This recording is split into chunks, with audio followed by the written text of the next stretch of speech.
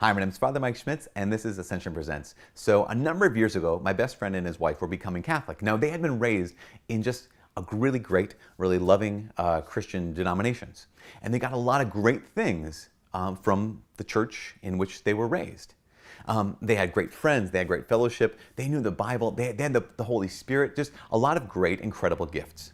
And at one point, as my friend was becoming Catholic, he's more and more convicted, like, no, I think this is the church Jesus Christ himself founded. One of the questions he said was this. He said, I'm sad to leave some of the things that I love about the church in which I was raised in order to become Catholic. And one of the things that I was able to say was, I'm absolutely convinced that everything you love about the church in which you were raised, you will find in the Catholic Church. Now, why can I say this? Well, how about this? Imagine that a long, long time ago, there was this master shipbuilder. And this master shipbuilder built this massive ship. And masterful ship, it's amazing ship, incredible ship. And he had his captain. And the captain was there to guide the ship, to guard the ship, to move the ship, right?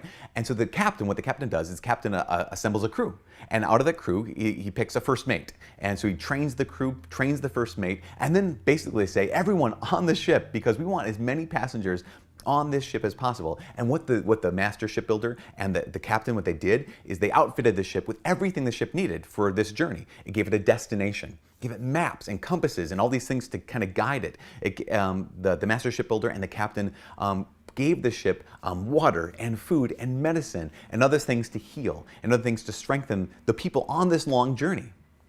Then, as the shipbuilder and the captain were about to set the ship off to sail, the captain said this, I'm not coming with you. So the first mate that I selected, the first mate is in charge in my stead. And the ship began to sail. Now, as the ship sailed, sometimes the first mate was awesome, sometimes the crew was great, sometimes the first mate was not great, and sometimes the crew was not awesome, sometimes the passengers weren't great. But all the while, the ship stayed on course. Now, over the course of many, many years, what happens is the first mate dies, and they have to replace one. And the crew dies, so they have to replace the crew. The passengers die, and more and more passengers have to be replaced. Now, they're using the maps, they're using the compasses, they're using the medicines that they need and the foods they need, all these kinds of things. Now, even when there was a terrible first mate, even when there was an awful crew, the great news is the ship stayed on course. But over the course of years, people became discouraged. People became despondent. People didn't like the crew. They didn't like how the first mate was running the ship. They didn't like the other passengers. So they said, well, here's what I'm going to do. I'm going to build my own ship. Great, okay. You're in the middle of the ocean. You're going to build your own ship. Where do you get the materials for your ship? Well, you take them from the first ship. So here's someone who built a ship using all the materials from the first ship, taking them and making their own ship next to it. And they take some of the maps and take some of the compasses. They take maybe some of the water, but not the food. They take some of the other kind of this is kind of how the first ship was organized and structured. I'll take what I like and leave what I don't.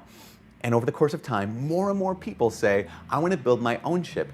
And every time they build their own ship, all of their materials come from the first ship. Everything they have comes from that first ship. And there's a lot of good things. There's a lot of good things. In fact, some of those people in those other boats, all they took was the maps. And so they studied the maps. They know the maps forwards and backwards. They might even know the maps better than the people on that first ship. Now, if you look now at the ocean, there will be this fleet of ships. The one main ship, the principal ship that the master shipbuilder and the captain crafted and established themselselves, still going on course, still headed straight for the destination. Some ships next to it will look a lot like it. Other ships will be so far away from it that they weren't even going necessarily to the destination anymore. This ultimately, of course, is an analogy. Jesus Christ, historically speaking, in 33 AD, founded the Catholic Church. And in the church, he did what? He assembled a crew, the apostles. He named a first mate, Peter, as the first pope. And he assembled all these disciples, these believers. And he equipped it what? Jesus gave us the sacraments. And the church gave us the scriptures. And the ability to interpret the scriptures that God gave us. God gave the Catholic Church by giving it the Holy Spirit. And over the course of time, the church has always stayed on course. Now, the captain hasn't always, or the first mate hasn't always been great. And the crew hasn't always been great. The passengers haven't always been great. But the entire time, the church has stayed on course. And over the course of time, other Christians came along and said, I don't like everything about this ship, but where did you get the materials to start your own church? Where did you get the Bible? You got it from the Catholic Church. Where did you get the doctrine of the incarnation of Jesus Christ, fully God and fully man? You got it from the Catholic Church. Where did you get the doctrine of the Trinity? You got it from the Catholic Church. And then one of the things I was able to tell my friend was that everything you love in the ship in which you were raised, that came from the original ship. And actually we have it and every other good thing that's found in every other good ship. This is the great news, and this is one of the reasons why I absolutely love being Catholic. Because God the Father sent his son Jesus, the captain, and he established a church. Christ established a church with bishops, the first apostles, with the Pope, St. Peter, and he's called us all to be part of it. And if you'd like to be part of it, you can. There's no restrictions, there's no eliminations, there's no disqualifications. And I'll guarantee you this, if you were not raised Catholic, but you're intrigued by it, if you weren't even raised Christian, but you're intrigued by it, I'd say check out the Catholic Church. Everything you love about your church, you'll find in the Catholic Church and more. I don't know if that sounds cocky. It's not meant to. I didn't make the church. I didn't do it myself. I didn't build the ship, and I didn't craft it, and I didn't bring any of the goodness to it. It was here when I got here, and it's simply a gift, total gift. And so it's hopefully not sounding cocky because I didn't have anything to do with it. Jesus did it. I'm only saying this because I believe it. I only believe it because it's true. From all of us here at Ascension Presents, my name's Father Mike.